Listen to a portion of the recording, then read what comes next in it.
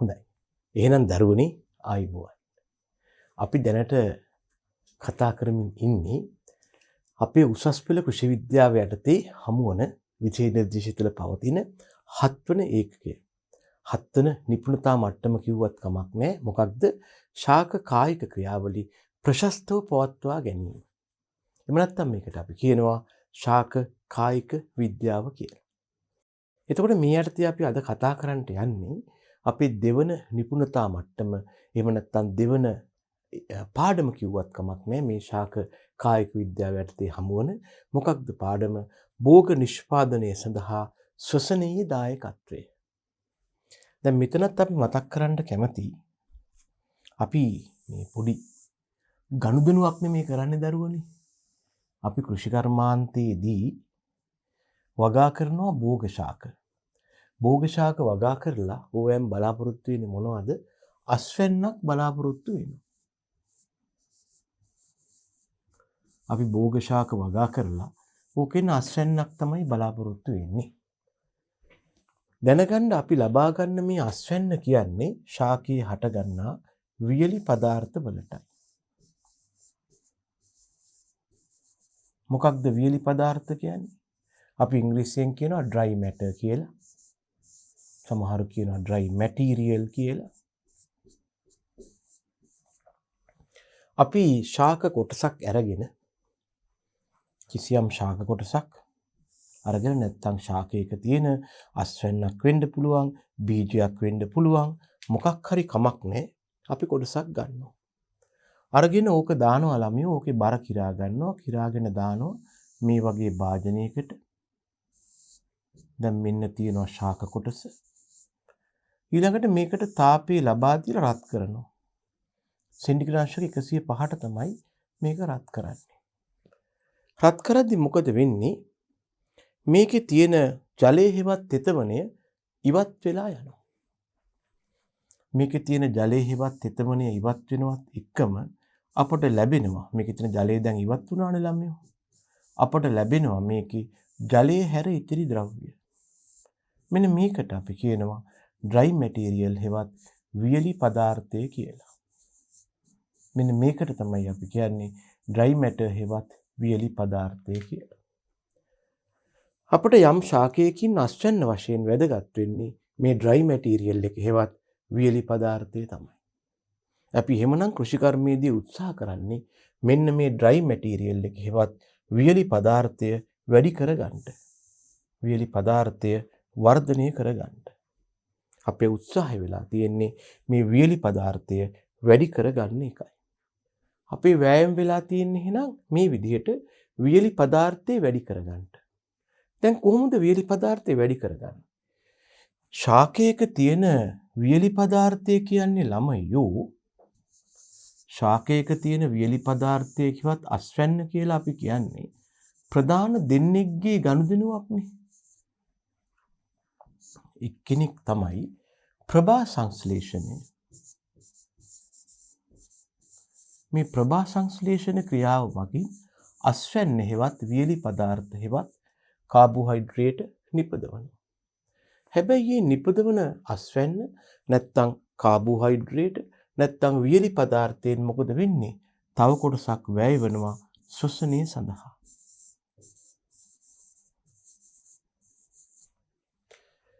මෙන්න මේ දෙන්නගේ පරතරය ඉතුරු වුණාම ඒක තමයි මේ ශාකයේ ඔය වියලි පදාර්ථය හෙවත් අස්වැන්න කියලා අපට ලබා ගන්න පුළුවන් වෙන්නේ. ඉතින් ඒ නිසා අපි නිතරම දැනගන්න ඕන අපි මේ ශාක කායික විද්‍යාව යටතේ කතා කරන්නේ මේ කෘෂි කර්මාන්තය යටතේ මේ ශාක කායික විද්‍යාව අපට හම්බ වෙන්නේ. ඒ නිසා අපි කතා කරන්නේ මේ නිකම්ම මේ ප්‍රභා සංශ්ලේෂණය වේවා ශ්වසනය වේවා මේක සිද්ධ වෙන්නේ කොහොමද? මේකේ පියවර කීයක් තියෙනවද? මේකට බලපාන සාධක මොනවද? ඒ දේවල්ම නෙවෙයි. අපට වඩා වැදගත් වෙන්නේ කොහොමද මේ ප්‍රභා සංශ්ලේෂණය වේවා ශ්වසනය වේවා අපට බලපාන අපේ අස්වැන්න වියලි පදාර්ථය වැඩි කරගන්න යොදාගන්නේ කියලා. අපි කෘෂිකර්මයේදී ශාක වගා කරන්නේ අස්වැන්නු ලබා ගන්න. අපි කවුරුත් කැමති නිකන් අස්වැන්නක් ගන්න නෙමේ ප්‍රශස්ත හේවත් හොඳම අස්වැන්නක් ගන්න. ඉතින් ඒ විදිහට ළමයි ප්‍රශස්තේවත් හොඳම අස්වැන්නක් ගන්න නම් හොඳ වියලි පදාර්ථයක් ගන්න ඕන. ඒ සඳහා කළ හැකි එක දෙයක් තමයි උපරිම ප්‍රභා සංශ්ලේෂණයක් කරලා හොඳට ආහාර හේවත් වියලි පදාර්ථ නිපදවා ගන්න. අනික් පැත්තේ ශාකයේ සිදුවිය හැකි ශ්වසනය මගින් විය හැකි හානිය අවම කරන්නට ශ්වසනය පුළුවන් තරම් අඩු කරනවා. ඒ නිසා කාගෙත් වෑයම විය යුත්තේ උපරිම ප්‍රභා සංශ්ලේෂණයක් අවම ශ්වසනයක් කියන පදනමයි. එතකොට තමයි අපිට හොඳ වියලි පදාර්ථයක් භුක්ති විඳින්න පුළුවන් වෙන්නේ. ඉතින් ඒ නිසා මිට කලින් පාඩමක හෙවත් නිපුණතා මට්ටමකදී අපි ප්‍රභා සංශ්ලේෂණය පිළිබඳව කතා කරලා ඇති. ඒ පන්තියට සම්බන්ධ වුණාම ඔබට ඒ පිළිබඳව තොරතුරු ගන්න පුළුවන්. ඒකෙත් අපි කතා කරලා ඇත්තේ දරුවනේ මේ නිකම්ම ප්‍රභා සංශ්ලේෂණය කියන්නේ මොකක්ද ආදී දේවල් නෙවෙයි. මේක කෘෂිකර්මාන්තයේදී අපි අපේ වැඩේට යොදාගන්නේ කොහොමද කියන එකයි. දැන් කතා කරන්න යන්නේ ශ්වසනය පිළිබඳවයි. මෙතනත් අපි ඔබගේ බයොලොජි වලදී වගේ ඉතා ගැඹුරින් ශ්වසනය පිළිබඳව කතා කරනවා නෙවෙයි. අපිට දල අවබෝධයක් තිබුණාම ඇති ශ්වසනය කියලා ජීවීන් තුළ සිදුවන ක්‍රියාවක් තියෙනවාය. ශාකත් ජීවීන්ය. ඒ නිසා ශාක තුලත් ශ්වසනය වෙනවාය කියලා. අපි මෙහිදී වැඩි වැදගත්කමක් ලබා දෙන්නේ මේ ශ්වසනය කියන ක්‍රියාව අපට ඕන විදිහට හැඩගස්වලා අවශ්‍ය වෙලාවට මේක වැඩි කරන වෙලාවල් තියෙනවා. අවශ්‍ය වෙලාවට මේක අඩු කරන වෙලාවල් තියෙනවා. එහෙම මේක අඩු වැඩි කරලා අපිට ඕන විදිහට අපේ අස්වැන්න හසුරුවා ගන්නටයි අපේ කල්පනාව. හරිද දරුවනේ? හොඳයි. එහෙනම් මොකක්ද අපි මාතෘකාව වෙලා තියෙන්නේ? අපේ මාතෘකාව වෙලා තියෙන්නේ. ඒකනේ මාතෘකාවෙන් කියන්නේ භෝග නිෂ්පාදනය සඳහා ශ්වසනයේ දායකත්වය. අපි කල්පනා කරලා තියෙන්නේ භෝග නිෂ්පාදනය හෙවත් අපේ අස්වැන්න පිළිබඳවයි. නැතුව අපිට මේ ශාකවල සිදුවන ශ්වසනයට බලපාන එන්සයිම මොනවද? එන්සයිම ලයිස්තුව මොනවද? උපස්තර මොන විදිහටද ක්‍රියාත්මක වෙන්නේ? අපිට ඒවා එච්චර අදාළ නැහැ. හරිද? හොඳයි. එහෙනම් බලන්න ශ්වසනය මේ කතා කරලා තියෙන දරුවනේ ශ්වසනය පිළිබඳවයි. මේ කතා කරලා තියෙන මාතෘකාව ශ්වසනය වෙනවා.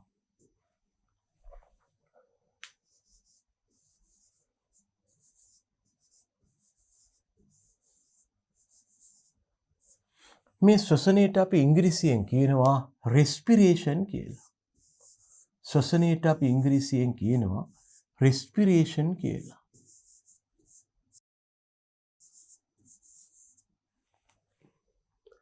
කාබනික ඇත්තටම මේ කතා කරලා තියෙන ළමයි අපි මේකට වඩා නිවැරදි වචනය සෛලීය ශ්වසනය. නැත්තම් cellular respiration කියවනම් තමයි වඩා නිවැරදි. මම එහෙම කියන්නත් හේතුවක් තියෙනවා. දැන් අපි පුද්ගලයෙක් ගත්තාම එයා හුස්ම ගන්නවා. ඒකටත් කියනවා ශ්වසන අපහසුතාවය කියනවා. මේ මොකද්ද කරන්නේ? ශ්වසනයට අවශ්‍ය පෝෂක වායුවක් තමයි ඔක්සිජන්. ශ්වසනයේ පිටවන අතුරුඵල වායුවක් තමයි කාබන් ඩයොක්සයිඩ්. කියලා මොකද්ද කරන්නේ? මේ ඔක්සිජන් සහිත වාතය ගන්නවා ඇතුළට. අරගෙන ගර්තවලදී කාබන් ඩයොක්සයිඩ් ඔක්සිජන් හුවමාරු කරගන්නවා. මේකට සමහරු කියනවා තමයි බාහිර ශ්වසනය කියලා. ඇත්තටම ආශ්වාස ප්‍රාශ්වාසය කියලා අපි සාමාන්‍ය ව්‍යවහාරයේදී කියන්නේ මේ ශ්වසනයට අවශ්‍ය විදිහට සිදුවන වායු හුවමාරු ක්‍රියාවක්. මෙතෙන් සිද්ධ වෙන්නේ වාතය ඒ ජීවියා බාහිර පරිසරයත් එක්ක හුවමාරු කරගන්නවා. ඊළඟට තමයි මේ ලබා ගන්න ඔක්සිජන් ටික රුධිරයත් එක්ක දිය වෙලා යනවා. රුධිරය සමග යනවා හීමොග්ලොබින් එක එක්කව වෙලා ඔක්සි හීමොග්ලොබින් වශයෙන් ගමන් කරලා අවශ්‍ය සෛල වලට යනවා. අපි දැන් කතා කරන්නේ ළමයෝ අන්න ඒ සෛල ඇතුලේ වෙන දේ හෙවත් සෛලීය ශ්වසනය හෙවත් cellular respiration ගැනයි. ඒක හොඳට මතක තියාගන්න. නැත්තම් අහන්න එපා ළමයි කොහොමකේ හුස්ම ගන්න කෑල්ලක් නැහැනේ. එහෙම අහන්න එපා. මේ කතා කරන්නේ සෛල ඇතුලේ වෙන සිද්ධිය ගැනයි. ශාකවලත් එහෙමයි. ශාක තමන්ගේ පූටිකා කියන සිදුරු හරහා බාහිර වායු ගෝලයත් එක්ක වාතය හුවමාරු කරගන්නවා. ඔක්සිජන් ලබා ගන්නවා පූටිකා හරහා. ඒ ඔක්සිජන් ශාකයේ සෛල දක්වා ගමන් කරනවා. ඒක රුධිරේ නෑ. ශාක තුළ ඔක්සිජන් ගමන් කරන්නේ රුධිරයේ මගින් නෙමෙයි සරල විසරණයේ මගින්. එතකොට මේ ඔක්සිජන් සෛලය තුළට ආවට පස්සේ තමයි මේ සිද්ධිය වෙන්නේ. ඒ නිසා මේක සෛලීය ශ්වසනය. මේක ඇවිල්ලා ළමයෝ සෛලීය ශ්වසනය. මේකට තමයි අපි ඔය cellular respiration කියලා කියන්නේ. හොඳට මතක තියාගන්න ඒක. මෙන්න අර නාසය හරහා ආපු ඔක්සිජන්. එහෙම නැත්නම් ශාකයක පූටිකා හරහා ආපු ඔක්සිජන්. කොහොම ඉතින් අපි ගත්තේ නෑනේ මේ කවුද? මේ ඉන්නේ ග්ලූකෝස්. ග්ලූකෝස් අපි එළියෙන් ගත්තේ නෑ ළමයෝ. ශාකයක නම් එයා කලින් පාඩමක කතා කරපු ප්‍රභා සංශ්ලේෂණය මගින් නිපදවලයි තියෙන්නේ. ඒ නිපදවපු ග්ලූකෝස් ඔක්සිජන් එක්කහු වෙනවා එන්සයිම යටතේ. කඩනවා අපිට අවශ්‍ය එක්කින ශක්තිය ලබා ගන්නනේ මේ වැඩේ කරන්නේ. අතුරුඵල වශයෙන් පිට වෙනවා කාබන් ඩයොක්සයිඩ් ජලය. මේ නිසා කියනවා ශ්වසනය කියලා කියන්නේ කාබනික උපස්තර. මෙන්න ඉන්නවා ළමයෝ කාබනික උපස්තර එන්සයිම ශ්‍රේණියක ක්‍රියාවකට ලක්වීමෙන්. මෙතන දක්වලා තියෙන එක එන්සයිම් එකක් වුණාට ගොඩක් ඉන්නවා ශක්තිය මුදා හරිනවා. මෙන්න ඉන්නවා ශක්තිය. මම නිකමට පොඩි යෝජනාවක් කරන්නද? එහෙනම් ඔබ දන්නවා මේ ඉන්නේ ශ්වසනයේ ප්‍රතික්‍රියාව කියලා. මම නිකමට පොඩි යෝජනාවක් කරන්න. ශ්වසනයේ ප්‍රතික්‍රියාව යටතේ දක්වාපු ඊතලයේ අනිත් පැත්තට ගහලා බලන්න. මේ ඊතලේ මේ පැත්තට ගහන්න. මේ දේවල් යොදාගෙන මෙයා හදනවා මෙයා පිට වෙනවා. මේ ශක්තිය වශයෙන් අපි සූර්ය ශක්තිය ලබා දෙනවා. මොකද්ද ප්‍රතික්‍රියාව? ප්‍රභා සංශ්ලේෂණය. එතකොට ලැබෙන ප්‍රතික්‍රියාව ප්‍රභා සංශ්ලේෂණයේ බව පැහැදිලි.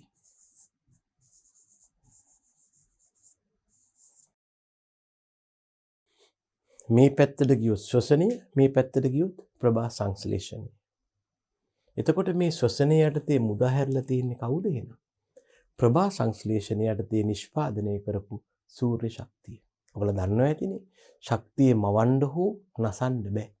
කළ හැක්කේ එක ශක්තියක් තව එකක් බවට පරිවර්තනය කිරීමයි. අපි සූර්යාගෙන් ලබාගත් සූර්ය ශක්තිය අපි කියන්නේ සෝලාර් එනර්ජි කියලා. ඒක මේ කාබෝහයිඩ්‍රේට් කියන උපස්තරය තුර රසායනික ශක්තිය වශයෙන් ගබඩා කරලා තිබුණා. ඒ ගබඩා කරලා තිබ්බ රසායනික ශක්තිය එන්සයිම් මගින් බිඳ හැරලා ආපහු අදාළ ජීවියා ශාකයක් වේවා සතෙක් වේවා එයාගේ ජෛව ක්‍රියාවන්ට යොදාගත්තා. එතකොට ශාක සතුන් ඇයි ශ්වසනය කරන්නේ? තමන් ළඟ තියෙන උපස්තර බිඳ හෙළමින්. එහෙම නැත්නම් තමන් ලබාගත් උපස්තර බිඳ හෙළමින් ඇයි ශ්වසනය කරන්නේ? තමන්ගේ ජෛව ක්‍රියාවන්ට අවශ්‍ය ශක්තිය ලබා ගන්න. මේ මොන ශක්තියද? කාබනික උපස්තර වල පැවති ශක්තිය. කාබනික උපස්තර වලට මේ ශක්තිය කොහෙන්ද? ප්‍රභා සංශ්ලේෂණය මගින් ලැබුණු සූර්ය ශක්තියයි ඒ. මේ නිසා සමහරු කියන්නේ මුළු ලෝකයේම දුවන බැටරිය සූර්යයා කියලා. එයාගේ ශක්තියෙන් තමයි මේ දේවල් වෙලා තියෙන්නේ. හරි. එහෙනම් මෙතෙන්ට එන්සයිම ශ්‍රේණියක් බලපාන බව පැහැදිලි. හොඳයි. එතකොට මෙන්න මේ ශ්වසනය කියන ක්‍රියාව මගින් ශාක තුළ සිදුවන ෆිසියොලොජිකල් ප්‍රොසෙස් හෙවත් කායික ක්‍රියාවන් ගණනාවකට අවශ්‍ය ශක්තිය ලබා දෙනවා. ඉතින් ළමයෝ ඒ ශක්තිය ලබා ගන්න තමයි මේ ශ්වසනය කරලා තියෙන්නේ. මොනවද මේ කායික ක්‍රියාවන්? අප්‍රත්‍යාවර්තී ලෙස වියලි ස්කන්ධයේ වැඩිවීම හෙවත් වර්ධනය. සෛල සංඛ්‍යාව වැඩිවීම හෙවත් සෛල ගුණනය වෙනවා. මූලද්‍රව්‍ය නැත්නම් සංඝටක යොදාගෙන ඇමයිනෝ අම්ල කියන සංඝටක යොදාගෙන ප්‍රෝටීන් නිපදවීම ප්‍රෝටීන් සංශ්ලේෂණය වෙනවා. තම දුහිතෘ ජීවීන් බිහි කිරීම ප්‍රජනනය වෙනවා. ශාකයේ තුල ද්‍රව්‍ය එහා මෙහා ගමන් කිරීම ද්‍රව්‍ය පරිවහනය වෙනවා. මේ අර්ථයේ සිදුවන එක පරිවහනයක් තියෙනවා ළමයෝ ඇක්ටිව් ට්‍රාන්ස්පෝර්ටේෂන් හෙවත් සක්‍රීය පරිවහනය. අන්න ඒ සක්‍රීය පරිවහණයට තමයි ශක්තිය අවශ්‍ය වෙන්නේ. අක්‍රීය පරිවහණයට ශක්තිය අවශ්‍ය වන්නේ නැහැ. එහෙනම් ශාකවලට ශ්වසනයේ තියෙන වැදගත්කම කුමක්ද? ශාකවල සිදුවන කායික ක්‍රියාවන්ට අවශ්‍ය ශක්තිය ලබා දෙනවා. ඒක තමයි ශාක ශ්වසනය කරන්නේ. සතුනුත් ශ්වසනය කරන්නේ තමන්ගේ කායික ක්‍රියාවන්ට අවශ්‍ය ශක්තිය ලබා ගැනීම සඳහා වෙනවා.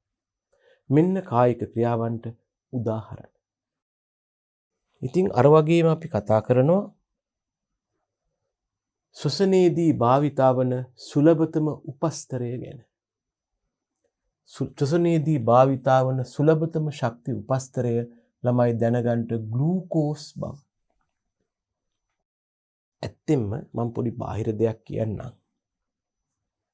දැන් අපි නැත්තම් ශාකයක හැමතැනම තියෙන ග්ලූකෝස් නෙවෙයිනේ ළමයෝ. ශාකවල පවතින ද්‍රව්‍ය නැත්තම් ශාකවල ශ්වසනයට හෝ ආහාර වශයෙන් හෝ ශක්ති උපස්තර වශයෙන් ක්‍රියා කළ හැකි ද්‍රව්‍ය මෙන්න මේ වගේ දේවල්.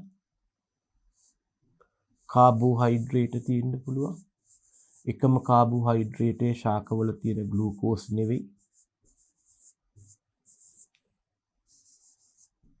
ප්‍රෝටීන තියෙන්න පුළුවන්. ලිපිඩ තියෙන්න පුළුවන්.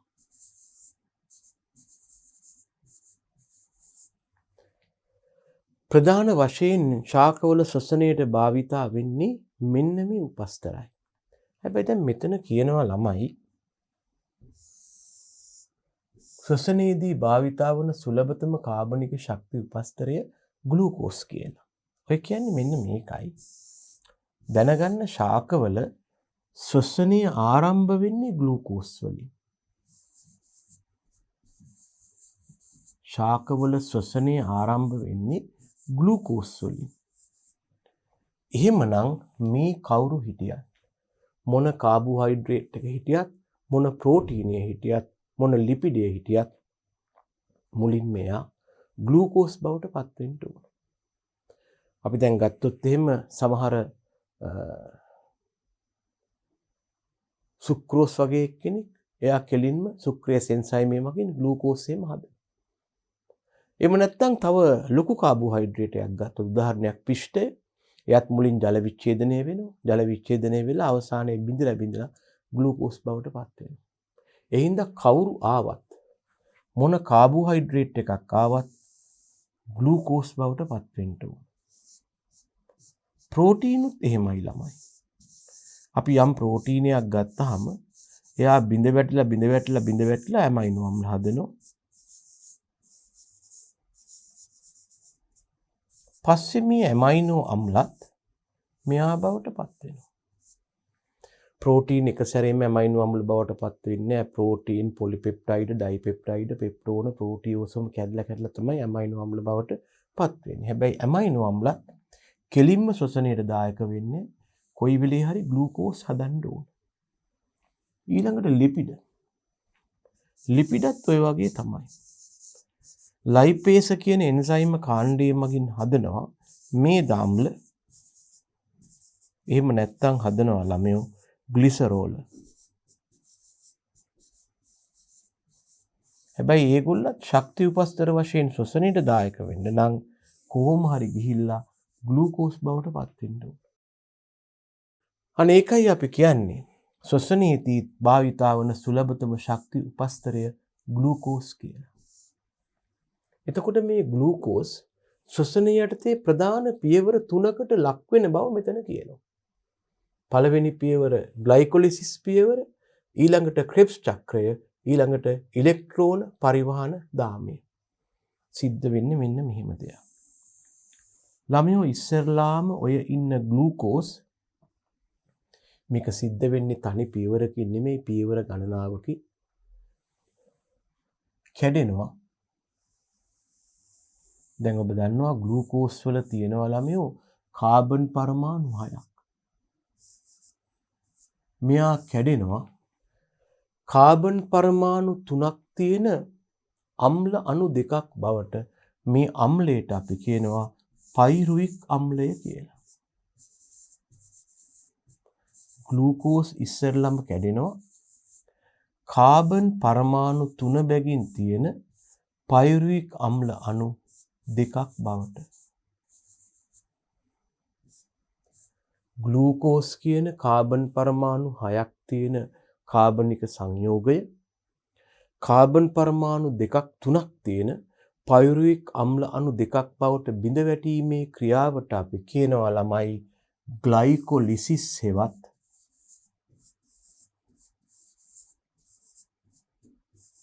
ග්ලයිකොලිසිය කියලා. මෙන්න මේ ක්‍රියාවට අපි කියනවා ග්ලයිකොලිසිය කියලා. මේක සිද්ධ වෙන්නේ එන්සයිම ශ්‍රේණියක් බලපානවා. ග්ලූකෝස්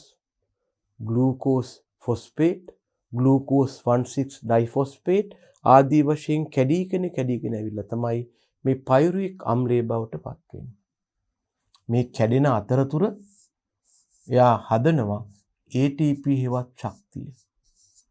එහෙම නැත්නම් ශක්තිය සහිත වෙනත් ද්‍රව්‍ය මුදා හරිනවා. මෙහිම ආපු පයුරික් අම්ලය ඊළඟට එක්තරා චක්‍රාකාර ක්‍රියාවකට ලක් වෙනවා. මේ චක්‍රාකාර ක්‍රියාව හොයාගත්තේ හාන්ස් ක්‍රෙබ්ස් කියන විද්‍යාඥයා.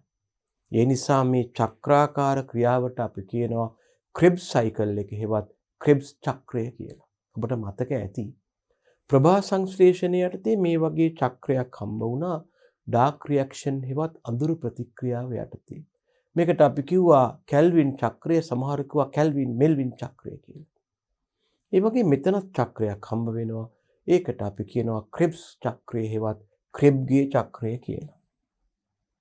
ක්‍රෙබ් චක්‍රය කියලා කියන්නේ පයුරික් අම්ල අණු වලින් ආරම්භ වන්නා වූ එක්තරා චක්‍රාකාර සිද්ධියක්. උහුම වෙනවා. මේකට අපි කියනවා ක්‍රෙබ්ගේ චක්‍රය කියලා.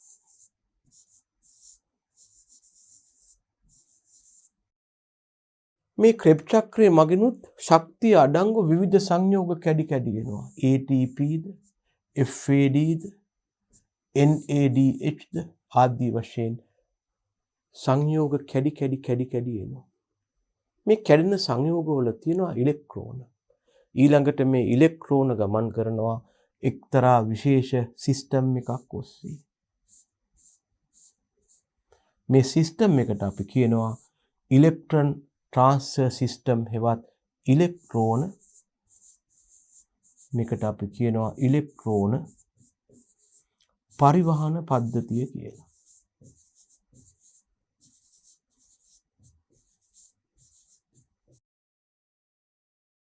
මේ සිස්ටම් එක තුලට අර හටගත්ත ඉලෙක්ට්‍රෝන ශක්තිය ඉලෙක්ට්‍රෝන වශයෙන් ඇතුල් වෙලා මේක දිගේ ගමන් කරලා ශක්තිය පිට කරලා අක්‍රීය ඉලෙක්ට්‍රෝන වශයෙන් බැහැර වෙනවා. එතකොට මේ ග්ලයිකොලිසිය නම් ක්‍රියාවේදී යම් දුරකට ශක්තිය මුදා හරිනවා. ක්‍රෙබ් චක්‍රයේදී තවත් ශක්තිය මුදා හරිනවා. ඉලෙක්ට්‍රෝන පරිවහන පද්ධතියේදී තවත් ශක්තිය මුදා හරිනවා. මෙන්න මේ මගින් ග්ලූකෝස් අණුවකින් විශාල ශක්ති ප්‍රමාණයක් මුදා හරිනවා. ඒ ශක්තිය ග්‍රහණය කරගෙන තමයි ශාකයේ ජෛව ක්‍රියා නැත්නම් ශාකයේ කායික ක්‍රියා පවත්වාගෙන යන්නේ. තේරුණාද?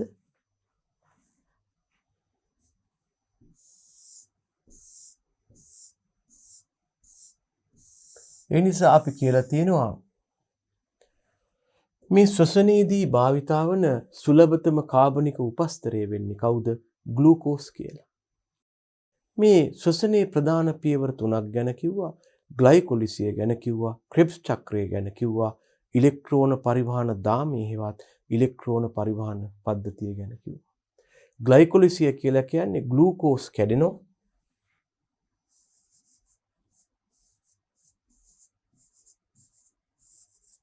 පයරුවික් අම්ල අණු බවට.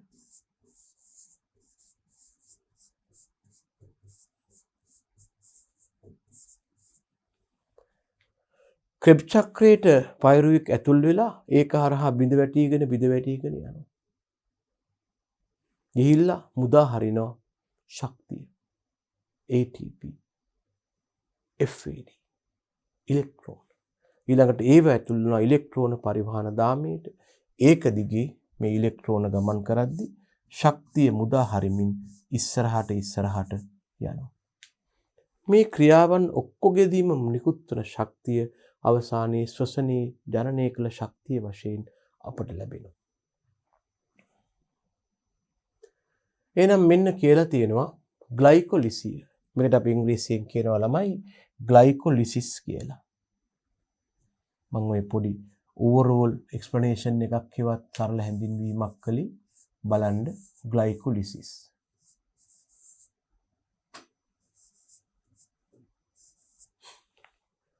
ශ්වසනයේදී මුලින්ම ග්ලයිකොලිසිය සිද්ධ වෙනවා. මෙහිදී ග්ලූකෝස් අණුවකින් ග්ලූකෝස් වල තියෙනවා ළමයෝ කාබන් පරමාණු 6ක්. කාබන් පරමාණු 3ක් අඩංගු පයිරුවික් අම්ල අණු 2ක් හැදෙනවා. ග්ලූකෝස් ග්ලයිකොලිසිස් ඔස්සේ ගමන් කරලා පයිරුවික් අම්ල අණු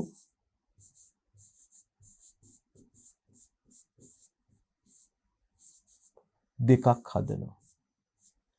මේ හදනවත් එක්කම අතුරුඵල වශයෙන් ATP NADH අණු ලැබෙනවා. හොඳට මතක තියාගන්න මේ ග්ලයිකොලිසිස් සෙවත් ග්ලයිකොලිසිය සිද්ධ වන්නේ ශාක සෛලයක සෛල ප්ලාස්මය තුලයි. කිසිම ඉන්ද්‍රියකාවක් නෙමෙයි සෛල ප්ලාස්මයේදී තමයි මේ ග්ලූකෝස් පයිරුවික් ඇසිඩ් බවට බිඳ වැටෙන්නේ. අපට හමු වෙනවා දෙවන පියවර ක්‍රෙබ්ගේ චක්‍රය නැත්නම් ක්‍රිබ්ස් චක්‍රය. මෙතෙන්දි වෙන්නේ පයිරුවික් අම්ලය ස්වාභාවික තත්වයට යටතේ තමයි මේකට ලක් වෙන්නේ. ක්‍රිබ්ස් චක්‍රය කියන චක්‍රාකාර සිද්ධියට පයිරුවික් අම්ලයේ භාජනය වෙනවා. භාජනය වෙලා හදනවා ATP NADH FADH කියන අණු. මේක හොයාගත්තේ හෑන්ස් ක්‍රෙබ් හෙවත් හාන්ස් ක්‍රෙබ් හින්දා මේකට අපි කියනවා තමයි ක්‍රිබ්ස් චක්‍රය කියලා. ඊළඟට ළඟා වෙනවා ඉලෙක්ට්‍රෝන පරිවහන පද්ධතිය. ග්ලයිකොලිසිය එහෙම නැත්නම් ක්‍රෙබ් චක්‍රය වැනි ක්‍රියාමගින් හටගත්තානේ ළමයෝ NADH එහෙම නැත්නම් FADH. මෙන්න මේවා මොකද වෙන්නේ? ෆයිටෝක්‍රෝම් පද්ධතිය කියන සටහනට ඇතුල් වෙලා නැත්නම් චක්‍රයට ඇතුල් වෙලා ඔක්සිකරණය වෙමින් ශක්තිය හේවත් ATP මුදා හැරගෙන යනවා. මෙහිදී අතුරුඵලයක් විදිහට අර බිඳ වැටෙන කාබනික උපස්තරයේ පැවතුණු සංඝටක වලින් ජල වාෂ්පයවත් ජලය නිපද වෙනවා. ඕක තමයි ශ්වසන ප්‍රතික්‍රියාව කියලා අපි කියන්නේ. එතකොට මේ ශ්වසනය කියන ප්‍රතික්‍රියාවට ශාක තුල බලපාන සාධක ආකාර දෙකක් තියෙනවා. එකකට කියනවා අභ්‍යන්තර සාධක. ශ්වසනය කෙරේ බලපාන ශාකයේ තුල පවතින තත්වයන් වෙනවා. අනිකට කියනවා බාහිර සාධක.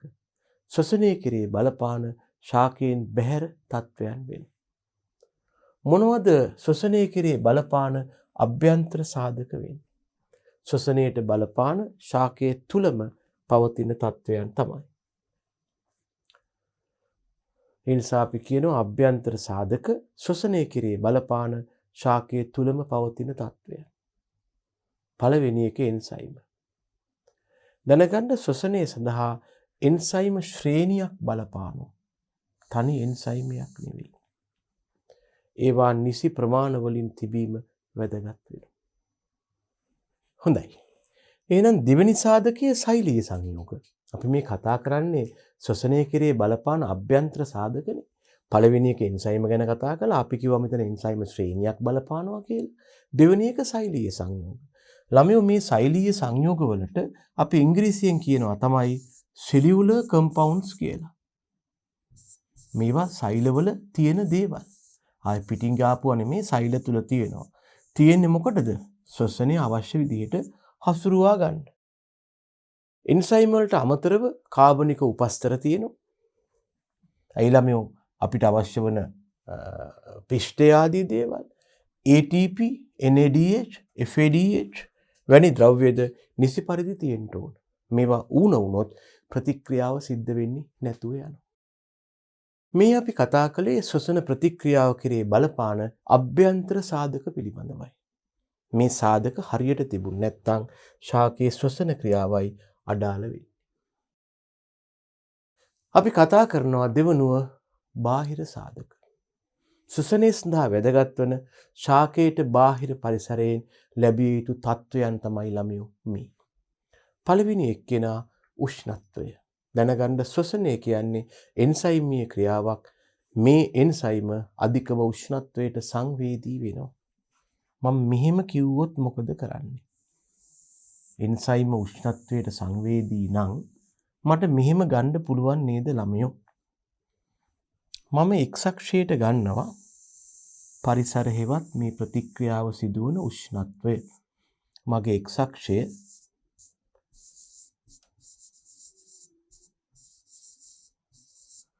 ප්‍රතික්‍රියාව නැත්නම් ශ්වසනයේ සිදුවන උෂ්ණත්වය.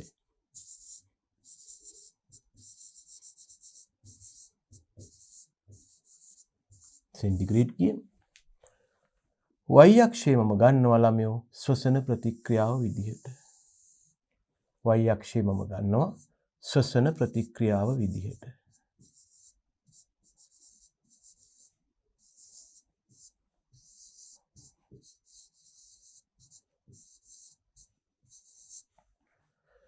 මොකද වෙන්නේ? අපට ලැබෙනවා මෙන්න මේ වාගේ ප්‍රස්ථාරයක්. යම් ප්‍රශස්ත නැත්නම් උෂ්ණත්වයකදී ශ්වසන ක්‍රියාවලිය උපරිමව සිද්ධ වෙලා ඊළඟට ටක් ගාලා ප්‍රතික්‍රියාව බිඳ වැටෙනවා. ඇයි මේකට හේතුව? මේ උෂ්ණත්වයේ ඉක්මවා යනවත් එක්කම ශ්වසනය කෙරේ බලපාන එන්සයිම වල ගුණහානි වෙනවා. එන්සයිම වල ගුණහානි වුණොත් ළමයෝ ප්‍රතික්‍රියාව එන හිටිනවා. අනික තමයි මේ ගුණහානි වීම සමහර වෙලාවට ස්ථිර වෙන්න පුළුවන්. එතකොට ආපහු අධික උෂ්ණත්වයට ලක් වුණොත් ජීවියා උෂ්ණත්වයේ මගින් මිය යනවා කියන්නේ ඒකනේ. එන්සයිම් වල ගුණහානිය වළක්ව ගන්න බැරුව එයාගේ ශ්වසන ක්‍රියාව නතර වෙනවා. දැනගන්න ජීවියෙක් මිය යාමේදී හමු වන එක ලක්ෂණයක් තමයි ශ්වසනය නතර වෙනවා. මතක තියාගන්න.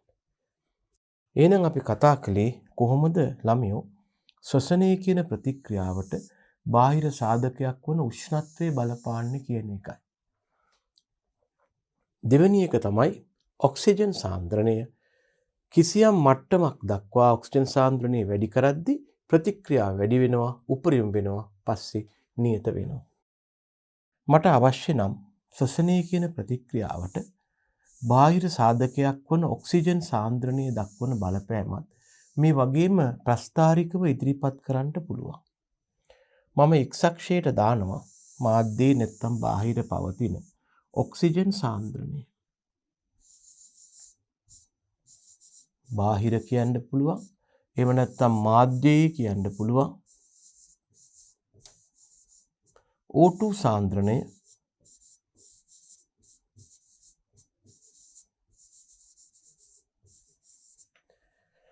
y අක්ෂය නම් කරන්න පුළුවන් ශ්වසන ප්‍රතික්‍රියාව.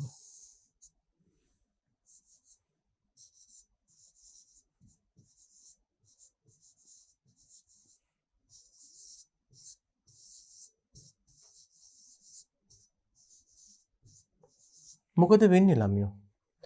ඔක්සිජන් සාන්ද්‍රණය යම් මට්ටමක් දක්වා වැඩි කරනකොට ශ්වසන ප්‍රතික්‍රියාවේ ශීඝ්‍රතාව වැඩි වෙලා ඒක උපරිම අගයකට ළඟා වෙනවා. මේ වගේ.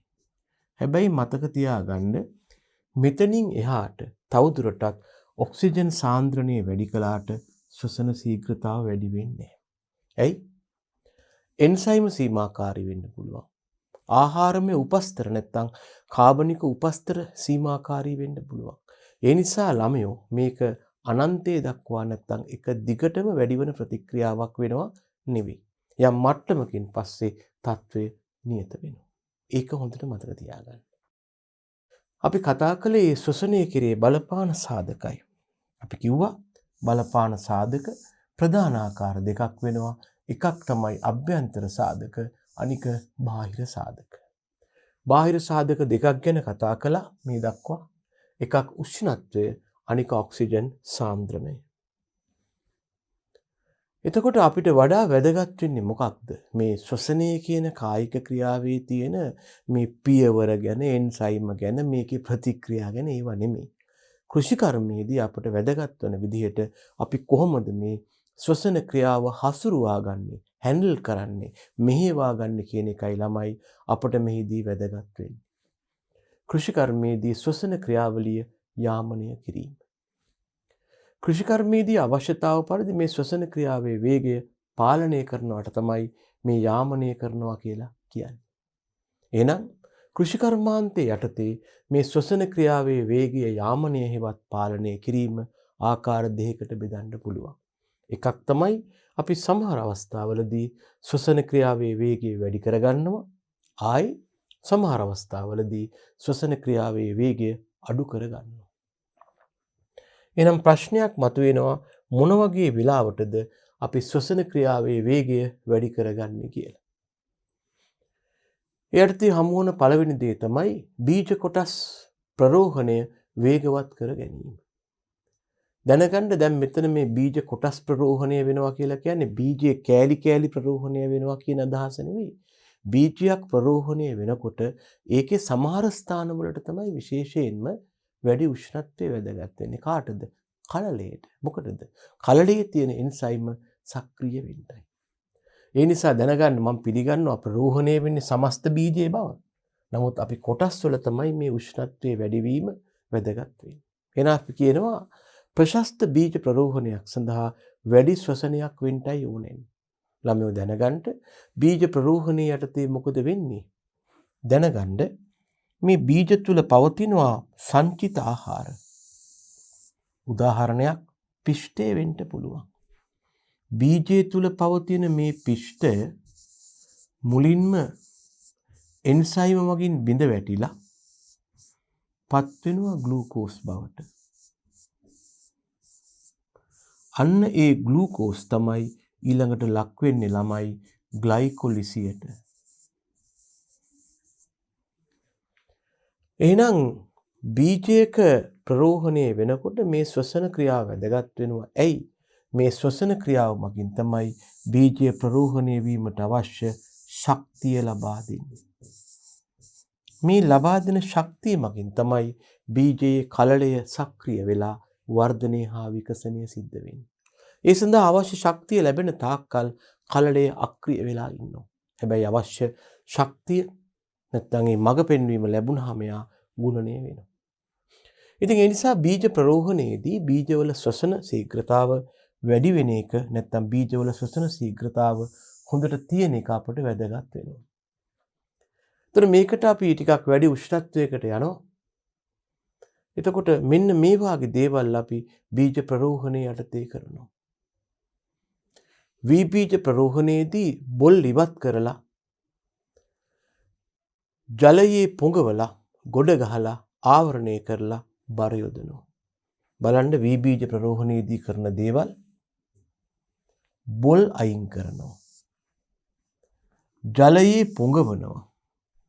ගොඩ ගහනවා. ආවරණය කරලා බර යොදනවා. ඇයි ওই දේවල් කරන්නේ? ළමයි බීජ ප්‍රරෝහණයේදී පළවෙනි ක්‍රියාවක් ගැන කිව්වා මෙතන බොල් ඉවත් කිරීම කියලා. බොල් කියන්නේ හිස් බීජ එහෙම නැත්නම් අර්ධව පිරුණු බීජ. මේවා තුල කලලයක් නැහැ. තිබුණත් කලලය මිය ගිහිල්ලා එහෙම නැත්නම් සංචිතාහාර නැහැ. එහෙම නැත්නම් සංචිතාහාර අඩුයි. ඒතර මේ වගේ බීජ ප්‍රරෝහණය වෙන්නේ නැහැ. කලලයක් නැත්නම් වැඩක් නැහැ.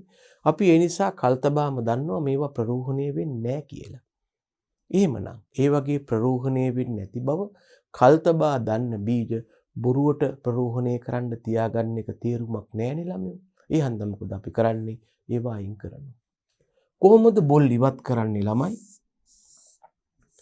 තනුක ලුණු ද්‍රාවණයක් අරගෙන තනුක සෝඩියම් ක්ලෝරයිඩ් ද්‍රාවණයක් අරගෙන මේකට බීජ දානවා. වී බීජ ටික මේකට දානවා. දාපුවාම බොල් තියෙනවා නම් උඩ පාවෙන්න පටන් ගන්නවා. අපි කරන්නේ මොකක්ද? මේ උඩ පාවෙන බොල් අයින් කරනවා. අන්න වී වල තියෙන බොල් අයින් කළා. මොකක්ද ළමයෝ දෙවනුව කරනවාය කියන්නේ? දැන් බොල් අයින් කළාට පස්සේ එකක් තමයි මේකට අපි තනුක ලුණු ද්‍රාවණයක් යොදාගත්ත හන්දා ලවණ හේවත් ලුණු ගතිය තියෙන්න පුළුවන්. මේක එච්චරම හිතකර නැහැ. ඒ හන්ද මොකද අපි කරන්නේ පොඩ්ඩක් මේ බීජ ටික හොදලා ඊළඟට වතුරේ පොඟවනවා.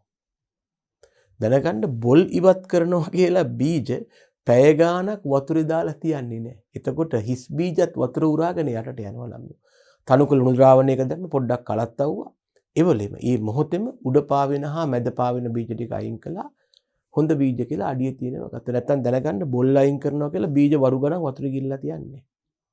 අපි ජලය යොදාගන්නේ බීජවල ස්කන්ධය අනුව හොඳ ඒවායි බොළුයි වෙන් කරගන්න මිසක් එතනින් එහාට ජලයත් එක්ක කතාවක් නැහැ. බොල් ඉවත් කිරීමේදී. ඇයි ලුණු වතුර ගත්තේ? සංශුද්ධ ජලය ගත්තාම සංශුද්ධ ජලයේ ඝනත්වය ටිකක් අඩු හන්දා අර්ධ බොල් බීජත් අඩියට ගිහිල්ලා අපිට වැරදි පාඨාංක ලැබෙනවා. ඒක වළක්වන්නයි අපි තනුක ලුණු ද්‍රාවණයක් හදාගත්තේ. මම නිකමට කියනවා නම් මේක මේ අපි පාඩමට නම් සම්බන්ධ නැහැ. මොකක්ද මේ ලුණු ද්‍රාවණයේ මට්ටම? අපි බීජ ගිල්ලන්න කියලා හිතාගෙන ප්ලාස්ටික් හරි මොකක් හරි බකට් එකකට වතුර දාලා ඕකට ලුණු කලවම් කරන් යන්නකො. ලුණු කලවම් කරගෙන යද්දී ඔයාට පේනවා ජලයේ ඝනත්වය වැඩි වෙන්න එපාය. මොකක්ද මේකේ පදම? මොකක්ද වී වලට හොඳ කියලා හොයාගන්න. ඔයා මේ ජලයට දාන්න ළමයි බිත්තරයක්. පාඩමට සම්බන්ධයක් නැහැ. මම නිකන් ප්‍රායෝගික දෙයක් කියන්නේ. ඔයා මේ වතුරට දැන් ලුණු කලවම් කරන් යනවා. Sodium chloride. මේ වතුරට අපි ලුණු නැත්තම් සෝඩියම් ක්ලෝරයිඩ් තමයි කලවම් කරන්නේ. කලවම් කරන අතරම ළමයි මම මේ වතුරට දානවා බිත්තරයක්. බිත්තරේ හිටින්නේ මොන පැත්තද? කොහොම ගිහිල්ලා කියලා බහුවර්ණ අහන්න පුළුවන් බිත්තරේ කොයි පැත්තටද තියෙන්නේ කියලා. බිත්තරේ තියෙන්නේ මේ පැත්තට. ඒ ප්‍රැක්ටිකල් කරාද කියලා හොයාගන්න මේවා හොඳ උපාය මාර්ගනේ. බිත්තරේ තියෙන්නේ ඔහොම ළමයෝ. මහත කෙලවර උඩට තියෙන්නේ. කෙනෙක් අහයි ඇයි ඒ කියලා. මහත කෙලවරේ බිත්තරේ ඝනත්වය අඩුයි. ඇයි ඝනත්වය අඩු? වාතාවකාශය තියෙනවා. බිත්තරයක් වතුරට දාපුවම මේ අතට ලුණු බලන්න දාලා. ඉතින් ඕක ලුණු දාන්න මේ වතුරේ ඝනත්වය වැඩි වෙනවා. උඩුකුරු තෙරපුම හේවත් අපි ඉංග්‍රීසියෙන් කියන්නේ අප්‍රස්ට් එක වැඩි වෙනවා. බිත්තරේ උඩට තල්ලු කරනවා. තල්ලු කරලා ළමයෝ එක අවස්ථාවක තල්ලු කරනවා කියන්නේ ද්‍රාවණයේ විසින් බිත්තරේ උඩට ගේනවා. එක අවස්ථාවක මේ බිත්තරෙන් චූට්ටක් උඩ මතු වෙනවා ළමයෝ මොහොම. අනිත් ටික තාම යට තියෙන්නේ. නිකම් ප්‍රායෝගිකව කියන්නේ මේ උඩ මතු වෙන කොටස 750ක විතර රවුමක් නා. 750 දැකලා තියෙනව නේද? අපි දන්නවා ඔන්න පදම හරි.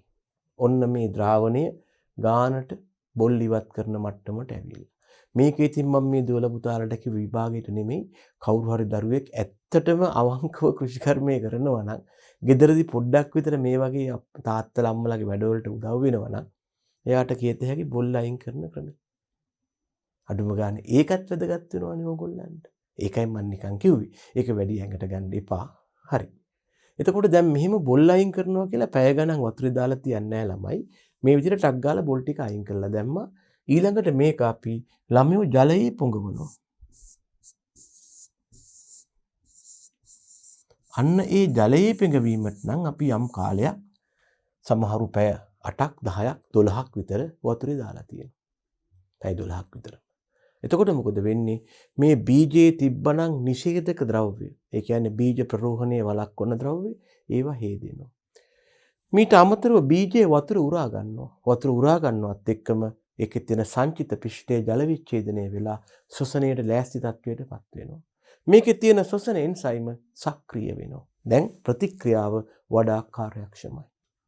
ඒකයි ඔය අපි දෙවණියට කතා කරපු ජලයේ පෙඟවිල්ලක් ගැන කතා කරන්නේ. හරි. ඊළඟට කරන්නේ මොකක්ද?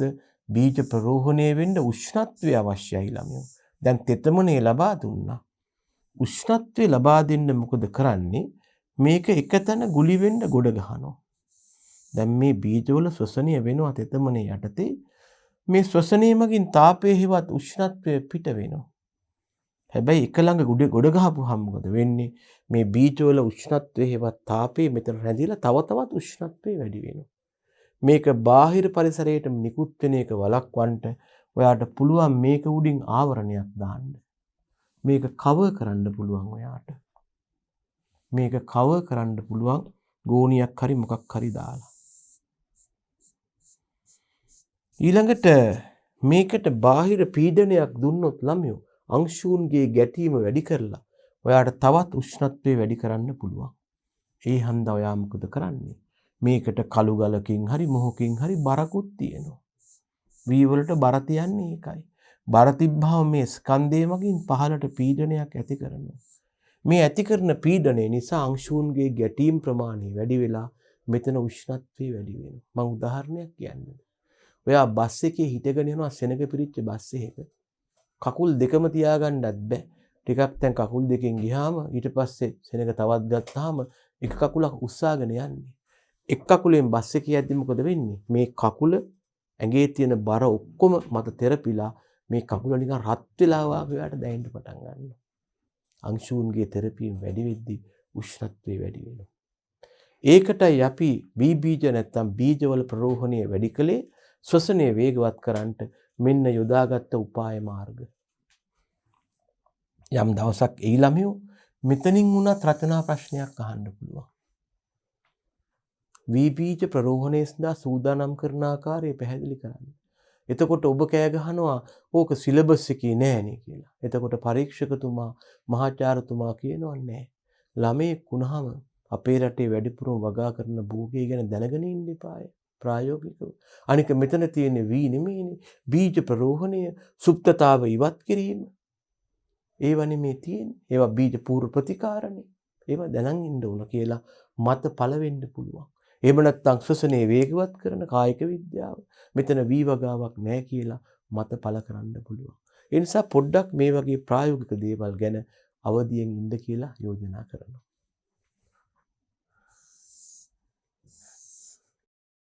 එහෙනම් ඔන්න ළමයෝ උෂ්ණත්වය වැඩි කරන්න වී වල බොල් අයින් කරලා බර දැම්ම තෙමලා ඊළඟට තවාන් පාත්ති වහනවා. තවාන් පාත්තියක බීජ දාපුවාම අර විදිහටම ප්‍රරෝහණය වෙන්න පටන් ගන්නවා. බාහිරින් අපි ආවරණයක් දාපුවාම ළමයෝ එයා තාප පරිවාරකයක් වශයෙන් ක්‍රියා කරනවා. උෂ්ණත්වයයි වැඩි වෙන්නේ, ශ්වසනයයි වේගවත් වෙන්නේ. ඊළඟට පොලිතීන් ගෘහ තුල භෝග වගා කරනවා. ඔබ දන්නවා පොලිතීන් ගෘහයක් කියලා කියන්නේ පොලිතීන් වලින් ආවරණය කරපු ශාක වගා කරන ස්ථානයක්. මෙතන සිද්ධ වෙනවා හරිතාගාර ආචරණයට සමාන්තර ක්‍රියාවක්. ඒ මගින් මේක ඇතුලේ වැඩි උෂ්ණත්වයක් ඇති වෙනවා. මේ ඇතිවන වැඩි උෂ්ණත්වය ශ්වසනයට හිත කරයි, ප්‍රතිඵලය ශ්වසනය වේගවත් වෙනවා. එහෙම නැත්නම් එතකොට බීජ ප්‍රරෝහණය වෙනවා. උණුසුම් පාත්තිවල බීජ වගා කරනවා. දැනගන්න වැඩි උෂ්ණත්වයක් සහිත උපස්තරයක බීජ වගා කරන එක ගැනයි මේ කතා කරන්නේ. මේ වගේ පාත්ති වලට අපි කියනවා තමයි hot beds කියලා. මේ වගේ පාත්ති වලට අපි කියනවා hot beds කියලා. මේ පාත්ති වල ලක්ෂණයක් තමයි පාත්තියේ වැඩි උෂ්ණත්වයක් පවතිනවා.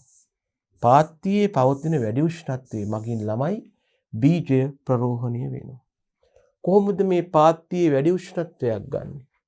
එකක් තමයි අපට පුළුවන් අශ්ව හෝ ගව ගොම දාලා පාත්ති හදන්න. මේකට අපි ගන්නේ අමු ගොම ළමයෝ. පාත්තිය සකස් කරද්දී මේ තියෙන්නේ පාත්තිය නම් ඒකේ පහළට දානවා අපි එක්ක අශ්වගම එහෙම නැත්නම් ගව ගොම අමු ඒව තමයි දාන්නේ.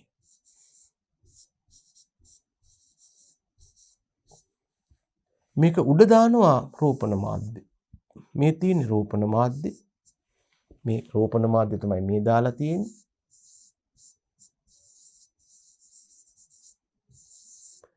අන්න ඒ රෝපණ මාධ්‍යයට ළමයි අපි බීජ දානවා. මේ විදිහට. ඒ රෝපණ මාධ්‍යයට අපි බීජ දානවා ළමයෝ මේ විදිහට.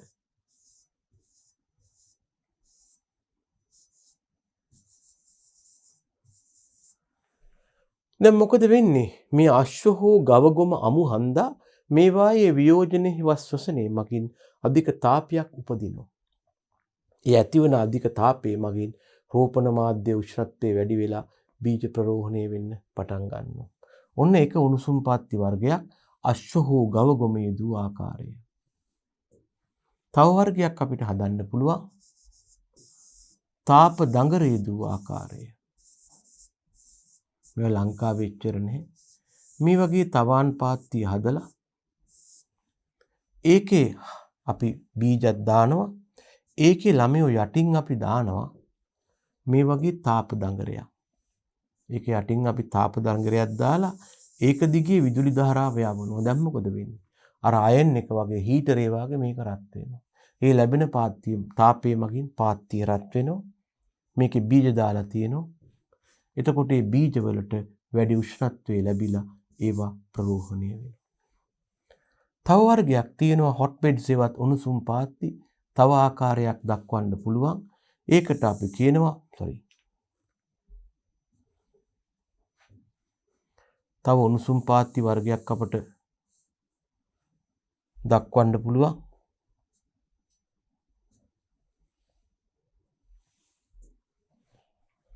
තව උණුසුම් පාත්ති වර්ගයක් අපට දක්වන්න පුළුවන්. අපි ගත්තොත් එහෙම තුන්වන ආකාරය. ඒකට අපි කියනවා හුමාල නල යෙදූ ආකාරය කියලා. ස්ටීම් ටියුබ්ස් දාලා තියෙනවා. ළමයෝ තවාන් පාත්තිය සකස් කරනවා. රෝපණ මාධ්‍ය දානවා. ඕක ඇතුලෙන් යනවා හුමාලය සහිත නල පද්ධතිය. ඕක ඇතුලෙන් යනවා හුමාලය සහිත මේ වගේ නල පද්ධතිය. මේ නලයේ ඇතුලේ තියෙන හුමාලය. හුමාලය කියන්නේ ජලයේ උෂ්ණත්වයේ වැඩි වෙච්ච තත්ත්වයක්. ඒ මගින් තාපය ලැබිලා රෝපණ මාධ්‍ය රත් වෙලා ඒකේ දාපු බීජයි ප්‍රරෝහණය වෙන්නේ. මෙන්න මේවට අපි කියනවා හොට් බෙඩ්ස් පාවිච්චි කරනවා. මොකටද? තවාන් පාත්තිවල උෂ්ණත්වය වැඩි කරන්න. තේරුණාද දරුවනේ? මේත් අපට උෂ්ණත්වය වැඩි කිරීමට යොදාගත හැකි උපක්‍රමයක්. අපි එහෙම කරන්නේ ඇයි? බීජ ප්‍රරෝහණය සඳහා යෝග්‍ය තත්ත්ව ලබා දෙන්න. මෙන්න අපි එහෙනම් එක් අවස්ථාවක බීජ ප්‍රරෝහණයේදී ශ්වසනය වැඩි කරලා ඒවා ප්‍රරෝහණයට යෝග්‍ය තත්ත්ව ලබා දෙනවා. මේ කතා කළේ උදාහරණ කීපයක්. ඒ වගේම ශාක කොටස් මුල් අද්දවන්න ගියාමත් ශාක කොටස් වල හොඳට ශ්වසනය වෙන්න ඕන. අපි ඒක සඳහා මොකද කරන්නේ? වැඩි උෂ්ණත්වයක් ලබා දෙනවා. කොහොමද ශාක කොටස් වලට වැඩි උෂ්ණත්වයක් ලබා දෙන්නේ? අපි ඒ සඳහා ශාක ප්‍රචාරක ව්‍යුහ භාවිතා කරනවා. මේ ශාක ප්‍රචාරක ව්‍යුහ වලට සමහරු කියනවා ළමයෝ plant propagators කියලා. ශාක ප්‍රචාරක ව්‍යුහ වලට සමහරු ඉංග්‍රීසියෙන් කියනවා plant propagators කියලා. ශාක ප්‍රචාරණය සඳහා වැඩි උෂ්ණත්වයක් ලබාගත හැකි ආකාරයෙන් පිළියෙල කරාපු ව්‍යුහයන් වෙනවා. උදාහරණයක් තමයි අපට පුළුවන් පොලිතීන් ගෘහ යොදා ගන්න. පොලි ටනල් යොදා ගන්න.